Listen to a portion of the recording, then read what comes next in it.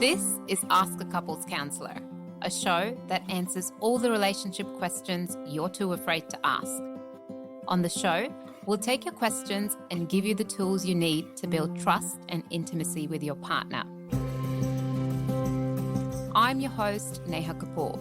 I'm a registered clinical counsellor and psychotherapist, and I'm really passionate about helping couples navigate the challenges that we all go through.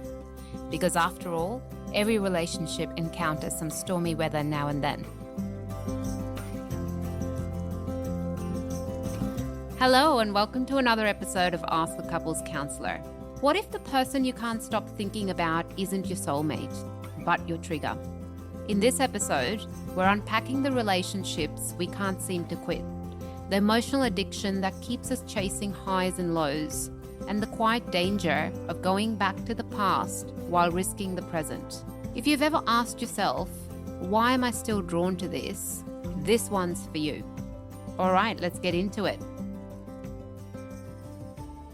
Our first question for today comes from Jenna. Let's have a listen to Jenna's question. Why do I keep revisiting a relationship that doesn't work? How can I approach it differently when I do really care about this person? Jenna, here's the truth. When we keep revisiting a relationship that doesn't work, it's rarely about logic. It's about longing. Longing to feel seen, to resolve the unresolved, or to finally turn pain into peace. You're not weak for going back. You're human. We revisit emotional patterns not because they're good for us, but because they're familiar. The nervous system wires itself around what we know, not what's healthy. So if the relationship activated something deep, like abandonment wounds, rejection sensitivity, or the hope of being chosen this time, it can feel almost impossible to stay away. You can love someone and still choose yourself. You can care deeply and still say, this is not good for me. Let's say you're in a cycle of connection, hope, disappointment, and pain. That's not love. It's emotional whiplash. And the more you go back, the harder it becomes to distinguish love from self-abandonment. So I would say, try this instead. Pause, ask yourself, what is this relationship reflecting about my unmet needs, my attachment style, my emotional boundaries? Then shift the question from, how do I fix this, to what is this trying to teach me about me? When you start approaching relationships as mirrors, not projects, you stop trying to change people and start healing the parts of you that accept crumbs when you deserve a feast. So you don't have to keep walking into the same fire to prove you can survive it. You can choose to walk away and call that growth.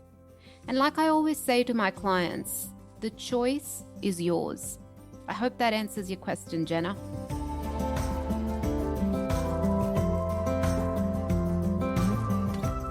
Our second question for today comes from an anonymous listener. Let's have a listen to their question. Is it possible to be addicted to another person? Yes, you can absolutely be addicted to another person, but it's not the person you're addicted to. It's the emotional cocktail they create inside of you. We often think of addiction as something that happens with substances like alcohol, drugs, or even food. But emotional addiction is real. When someone gives you intermittent validation, highs followed by emotional withdrawal, it triggers the same dopamine reward system in your brain that substances do. It's the push-pull, the inconsistency, the emotional crumbs that keep you hooked, chasing the next moment of connection. So let's break it down. Say if you've ever felt euphoria when they text you, anxiety when they don't, withdrawal when they pull away, and relief when they come back, you're not imagining it. That's a chemical loop. Your nervous system is on a roller coaster, and the relationship becomes less about love and more about regulation. And here's the clincher, right? Addiction disguises itself as intensity.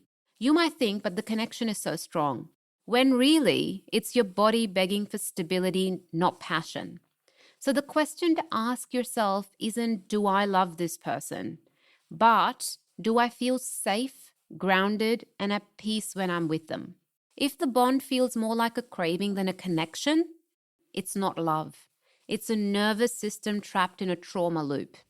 And healing means choosing regulation over obsession, and peace over chaos, and self-worth over chasing. I hope that answers your question.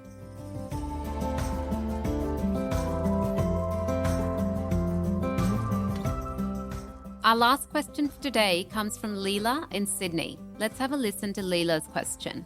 I recently moved back to my hometown, and someone I used to date who broke my heart has asked me to grab a coffee. I'd really like to catch up with them, but I'm married and I never told my partner about this person. I'm worried it will make them uncomfortable for me to go, and I'm honestly not sure how I'll feel either way. How can I work out my feelings? How do I talk to my partner about this? Is it a good idea? Leela, this isn't just about coffee. This is about closure, curiosity, and emotional integrity. When someone from your past reappears, especially someone who broke your heart, it stirs more than memories. It stirs identity. Who you were then, who you are now, what still feels unresolved, and what you're still seeking consciously or not. So let's get real. When you're married and tempted to meet someone from your romantic past, the question isn't should I? The question is, why do I want to? Is it nostalgia? Is it unfinished business? A part of you wondering, what if? Or a subtle craving to feel a version of yourself you haven't felt in a while? You said you haven't told your partner about this person. That's important. When something is emotionally significant and hidden, it's a sign that your intuition already knows this isn't just a casual catch-up. It's emotionally charged. It means something. And here's the hard truth. If you can't tell your partner you're meeting them, it's probably not a meeting you should be having. This doesn't mean you're doing anything wrong. It means there's something inside you that still needs processing. Before you act, pause. Ask yourself, what am I hoping to get from this interaction? What am I not telling myself? What version of me is drawn to this? And how would I feel if the roles were reversed? Then talk to your partner, not because you need permission, but because your relationship deserves transparency. Say something like, hey, someone from my past reached out, someone I dated before. It stirred some stuff up in me, and I want to be honest with you about it because I value what we have. That conversation isn't about the past. It's about the strength of your present. When the past knocks, it's not always meant to be reopened. It's often a reminder of how far you've come. Clarity isn't found in the coffee. It's found in the questions you ask yourself before you pour the cup. I hope that answers your question, Leela. So whether you're stuck in a relationship loop that hurts, craving someone who feels like a high, or standing at the edge of a choice that could shift everything, remember this: the heart is complex. It will reach for the familiar, the intense, the unresolved. But healing is found in the pause, in the radical honesty, in the courage to ask yourself, what am I really needing right now? And is this person capable of giving it to me without coasting me? Love isn't a test of how much you can tolerate. It's not a craving to be fed or a fire you have to keep stepping into. Love, real love, is peace, alignment, safety, and above all, it's choice. You don't owe your past a meeting. You don't owe your trauma another round. And you don't owe anyone your self-abandonment just because your heart still flutters. Choose what honors your growth. Because the version of you that keeps choosing peace over chaos, she's not just healing, she's rewriting her story. I'll see you in the next one. And until then, choose you every damn time. All right, that's it for today. And before I go, if you have any burning questions you want answered, send them to novoempowercounselling@gmail.com. Let's navigate this journey together because better relationships start with understanding. I can't wait to hear from you. You've been listening to Ask a Couples Counselor, a show that answers all the relationship questions you're too afraid to ask. This show is produced by Novo Empower Counselling. We provide a range of services, including couples counselling, individual counselling, and online counselling. To find out more, visit our website novoempowercounselling.com.au. This show was produced with strategy and production support from Wavelength Creative. To make sure you don't miss an episode of Ask a Couples Counsellor, be sure to subscribe to or follow the show in your podcast app.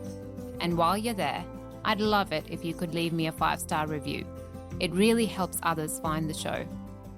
I'm your host, Neha Kapoor, and I'll see you in the next episode.